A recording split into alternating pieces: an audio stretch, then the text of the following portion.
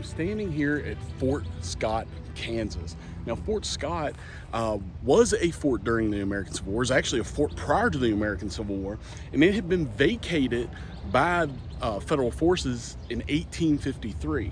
But because of the Civil War, federal forces are brought back here. The Union will use Fort Scott and its area to recruit and train soldiers and supply forces in Kansas, Missouri, Arkansas, and the Indian Territory, today Oklahoma.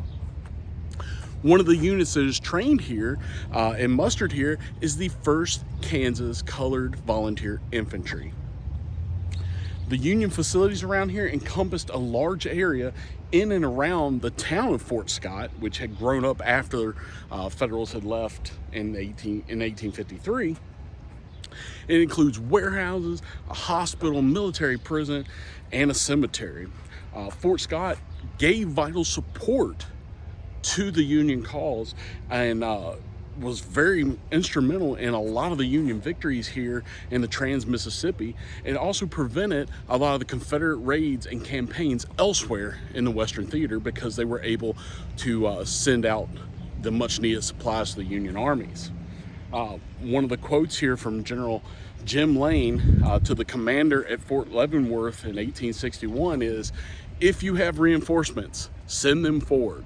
The point to defend Fort Leavenworth is in the neighborhood of Fort Scott." At that particular time in the American Civil War, the Union Army was losing a lot of forts, and they were afraid that Fort Leavenworth, one of the bigger forts here in the Kansas area, would be taken by Confederates, so they wanted to prevent that. But just to show you how vast this fort really was, in 1863, Union officers will actually map out the positions around Fort Scott. And Lieutenant Charles Porter, he indicates the extent of these Union positions in his October of 1863 report. He says, "This morning, I was detailed as officer of the picket. My duty was to ride out to each station and learn the condition and reports from them. At dark, I had made the circuit of 40 miles and was then 7 miles from the fort." So this thing was huge. Lots of wounded coming in here. You have Confederate prisoners that will come here.